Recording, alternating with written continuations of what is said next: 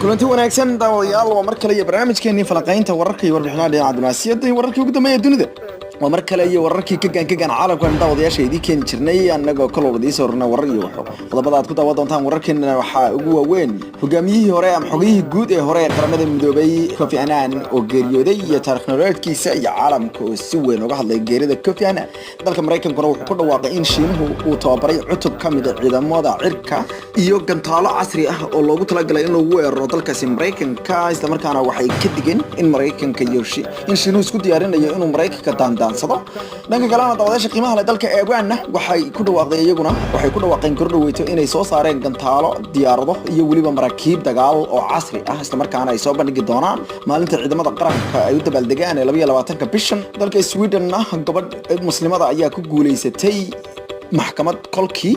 shaqo loogu diiday kadib markay diiday inay gacan qaado dadkii ka qaadayay waraysiga dhinaca shaqada sidoo kalena daawadayaal waxaan kaloo idin haynaa dhacdooyin yaab leh oo ka taagan ama dhacdooyinkii dalalka Mareykanka iyo Turkiga u dhaxeeyay iyo muuqaalo yaab leh oo qosol badan ayaan idin haynaa oo dadka Turkiga ay sameynayaan dabcan waa 19 bishii 2018 kol kale barnaamijkeena falaqaynta iyo dunida iyo wararka dhinaca dunaasiyadda aan ku bilaabay isla markaana aan ugu horeysiiyay dalka Qatar ayaa waxa uu sheegay in ay awoodi diideen dadka muslimiinta ee reer Qatar in ay xajaan sanadkan kadib markii ay sheegeen in loo diiday dadkaasi inay galaan dalka Saudi Arabia isla markaana la adkeeyay qaabkii ay dadkaasi xajka u soo gudalahaayeen madaxa hay'adda dhinaca xuquuqul insaanka dalkaasi Qatar ayaa waxa uu bartiisa Twitterka ku soo qoray in dalka Qatar ay dadka reer Qatar iyo dadka degan ee muslimiinta dalkaasi ay gabi ahaan baysan gudan sanadkan ayuu yiri ama sanadkii labaad gudashada mid kamid ah acmaasha waaweyn ee islaamka Abdul Al-Ka'bi waxa uu sheegay oo hogaamiyaha hay'adda la yiraahdo Qatar National Human Rights Committee ayaa sheegay in dalka Saudi Arabia ay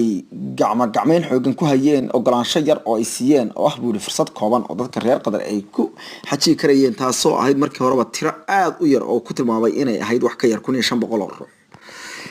sidoo kalena waxaa dawladda dalka Saudi Arabia dawladda dalka Qatar hadalkeeda ku soo beegmay iyadoo dalka Saudi Arabia wargeyskooda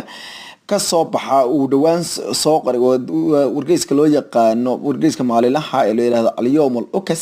uu soo qoray ciwaan sheegaya in uu dadka reer Qatar ku socdo oo ah in aad afgambidaan xubnaha magacyada Xamed Wataba leeydi iyo inaad weydaan baa leeydi hooyga eebe inaad ku suubaadaysataan wararkaas ayaa waxa isagana aad la soo dhaxmarayay wakaaladaha wararka ama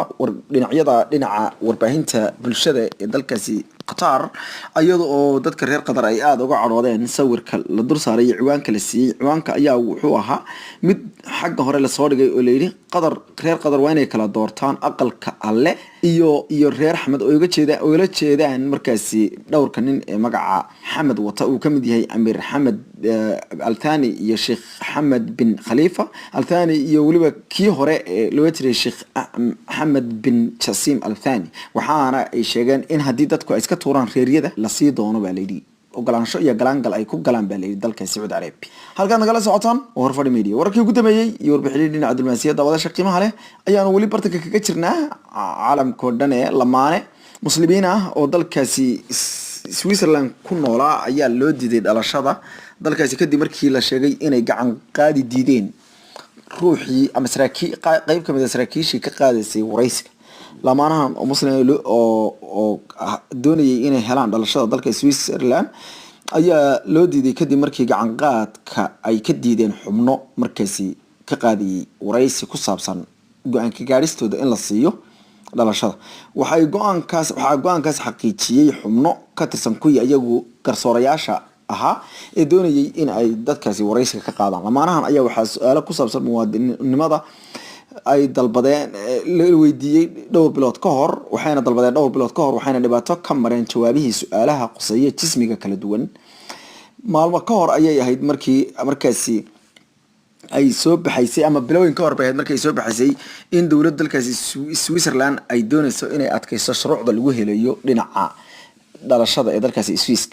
maamulada Switzerland ayaa sheegay in dadka doonaya in muwaadiniinta ay ka noqdaan wadanka ay dhex galaan bulshada Swisska sidoo kalena ay xishmeeyaan waxay ugu yeedheen sharciga wadanka. Qoyskan ayaa sheegay in aysan soo bandhigin waxyaabaha iyaga qaaska u ah kuwaas oo ay warbaahinta maxalliga ah ay sheegeen inay ka soo jeedaan waqooyiga Afrika. Duqa magaalada Lusani Grogi Chnon ayaa wakaalada wararka AFP u sheegay in xorriyadda diinta ay ka mid tahay sharciyada wadanka balse ma aha buu yiri in dhaqamada diinta ay ka sareeyaan sharciga. Mas'uuliyiinta ayaa sheegay in lamaanahan aan la weydiin wax ku saabsan diintooda inkastoo ay muuqatay mid aan sal lahayn hadalkiisu sida ay ku warantay warbaahinta maxalliga ah oo sheegay in la weydiinayay wax kasta. Saraakiisha ayaa si adag uga hadlay in aan loo doodin wax la xiriira in aan loo diidin wax la xiriira diintooda balse xushmad la'aantooda ku aadan sinaanta jinsiga loogu diiday sharciga. Pierre Anthony Helbert oo qayb ka ahaa guddiga wareysiga la yeeshay lamaanaha ayaa yiri dastuurka iyo sinaanta ragga iyo dumarka ayaa ka sareysa mayal adayga indhahala ayuu sheegay ninkaasi asagoo markaasi ku tiqtiqsanayay dadka muslimiinta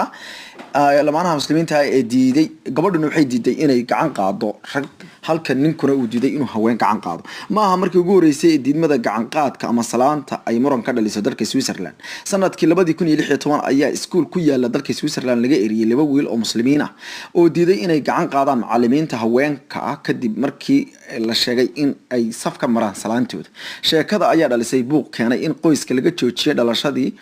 qaadashada dhalashadii dalkaasi. Dalka deriska la Switzerland ee Faransiiska ayaa haweeney u dhalatay dalka Algeria looga diiday muwaadinimada dalkaasi kadib markii ay diiday inay gacanta ku salaanto sarkaalkii wareysiga ka qaadayay intii lagu guda jiray xafladeedii muwaadinimada waxayna ku gacan saydhay inay gacan qaado. halkaad nagala socotaan Boorfadhi Media iyo wararkii ugu dambeeyay warbixinada Cabdulmasiid inteena ka bixin gacan qaadkan gabadh iyadoo reer Sweden oo muslimada ayaa iyadana waxa ay heshay magdhow kadib markii ay ku gacan saydhay toddobaadkii hore in ay salaanta ka qaado ninkii ka qaadayay wareysi ku saabsan dhinaca markaasi shaqo ay ka buuxsanaysay goobo kamid ah goobaha shaqooyinka ee dalkaasi ama mid kamid ah kambaniyada ama shirkadaha dadka shaqaaleysiya ee dalkaasi Sweden. gabadhan reer Sweden ayaa waxa ay sheegtay in tan iyo intii maxkamaddu ay go'aan ku gaadhay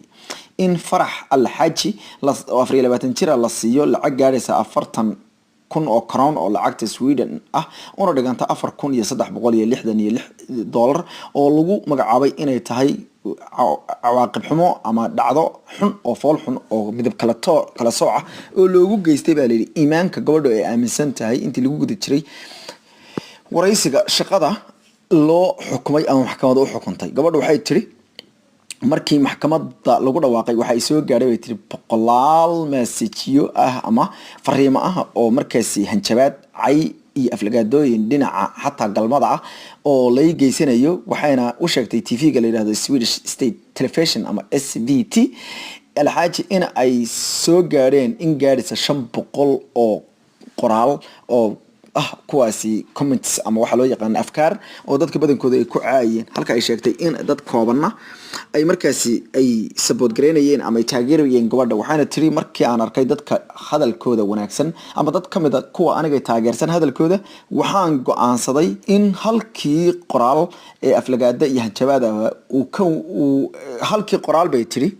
ee wanaaga bay tiri uu ka wanaagsan yahay 10,000 oo aflagaada iyo hanjabaad sida daraadeedna waxaan iska dhiga maray bay tiri waxyaalaha xun ee dadku sheegayaan. sidoo kale waxa hadalada loo soo qoray kamid ah gabadhaasi inay ku noqoto bariga dhexe oo ka timid asal ahaan bay yiraahdeen balse gabadhan ayaa ku dhalatay dalka Sweden waana gabadh muslimada. waxay sheegtay Farax in markii ay sameeysay wareysiga shirkadda Uppsala ee galbeedka Sweden ay diiday in ay markaasi gacanta u taagto ninkii sida daraadeedna ay madaxa ka salaantay balse uusan ku qancin sidaasi sida daraadeedna uu shaqadii ugu diiday. halka nagala socotaan wararkii ugu dambeeyay iyo warbixinada dhinaca Cabdulmasiid dabada qiimaha leh dalka Iran ayaa saraakiishiisa dhinaca militariga waxa ay soo bandhigeen markii ugu horeysay kuna dhawaaqeen qalab military oo casri ah oo Iran ay horumar ka gaadhay markii ugu horeysay. waxaana kamid ah diyaarado dagaal oo dalkaasi Iran ay sameysay oo kadib ay ku soo bandhigi doonto 22 bishan dhacdada military ay doonayso bandhiga military ay doonayso inay ka dhacdo magaalada Tehran fagarayaashada waaweyn. Iran ayaa waxay sheegtay in horumarinta gantaalaha horumarinta diyaaradaha iyo horumarinta maraakiib dagaal oo toddobaadkan oo dhan dabrid ku sameynayay gacanka Hormuz dhammaantood hadda farta laga wada gooyay waxaana ay sheegeen inay gaadhay horumar ku saabsan isku filaansho dhinaca hub soo saarista ah iyo waliba gantaalada waaweyn diyaaradan cusub ee ah nooca dagaalka ee dalkaasi Iran lagu hagaajiyay ayaa noqonaysa abid diyaaradii ugu horeysay ee Iraniyiintu ay sameystaan ee ah diyaarad aan ahayn kuwa droniska ah iyadoo horey ay Iran hodan uga ahayd inay soo saarto diyaaradahan cudwadin balse haatan ay tahay diyaarad xoogan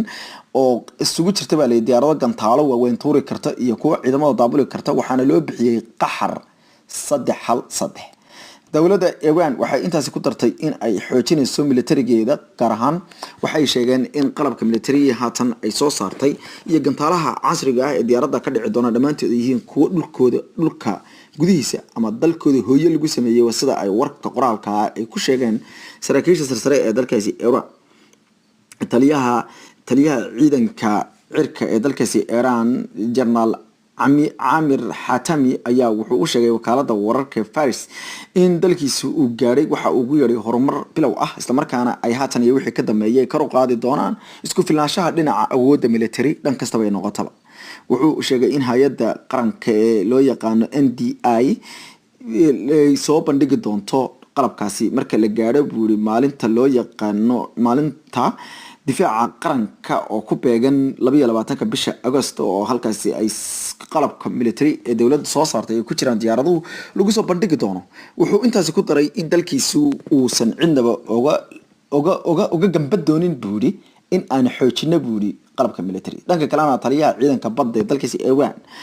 oo la yiraahdo asagana Admiral Hussein Khansadi ayaa wuxuu sheegay in dabridkii ku soo gabagabay gacanka Hormuz iyo badda gacanka Persianka oo ku soo dhamaaday wuxuu ugu yeeray guul kaga soo falaxashay ayuu yiri in fariin loo diro cadow kasta oo ku tooqa in uu Iran talaabo ka qaadayo ay ku jirto wuri Israa'iil iyo Mareykanku wuxuuna sheegay in dabridkaasi lagu soo bandhigay gantaalo culus oo dhulka badda hoosteeda mara iyo maraakiib dagaal oo ah kuwa gujis isugu jira kuwa markaasi ay ka daataan ciidamada iyo qalabka military General Khansadi wuxuu ka digay in dalka si Iran oo ku jiro wuxuu ugu yeeray difaacul nafsi khasab ku ah inay iska celiyaan wuxuu ugu yeeray cid kasta oo ku soo wuxuu yiri daqiiqanta wuxuuna sheegay in dalkiisu uu diyaariyay in heegan la geliyo dhamaan ciidamada loo yaqaan ilaalada kacaanka islaamiga wuxuu sheegay sidoo kale in dhawaan Iran ay horumari doonto ciidamada ama xoojin doonto ciidamada badda ka jooga oo horey uu ahaa kuwa kooban balse kor loo qaadi doono dalka Iran ayaa sidoo kale waxay warka qoraalka ay soo saartay wasaaradda difaaca oo ay ku sheegtay in kasta koow diyaaradahan iyo gantaalada ku saabsan casriga ah ee ku saabsan baa la yiri horumarinta la horumari doono baa la yiri sidoo kale ciidamada badda iyo ciidamada cirka kor loo qaadi doono waxaana la aaminsan yahay in Israa'iil ay mar walba kaga horeyso dalalka kale bariga dhexe xagga cirka taasoo haatan Iran ka dhigaysa inay tartan xoogan dhinacaas ay ka gashay Israa'iil ayaa isugu yeedha inay yihiin dalka ugu ballaaran ee ciidanka cirka leh kolka ay timaado wadamada bariga dhexe ku yaala waxayna haysataa oo mar walba heshaa qalabka iyo diyaaradaha ugu dambeeya ee dalka Mareykanka lagu soo hagaajiyo iyo waliba qalabka military in nooc walba leh waana dalka kaliya bariga dhexe ku yaala ee lagu hubo inuu hub nuclear uu haysto oo ah hubka sida weyn xuguma dawladda qiimaha leh qaybta labaad iyo warbixinaha dhinaca diblomaasiyadda goordhow iyo daqiiqadaha soo socda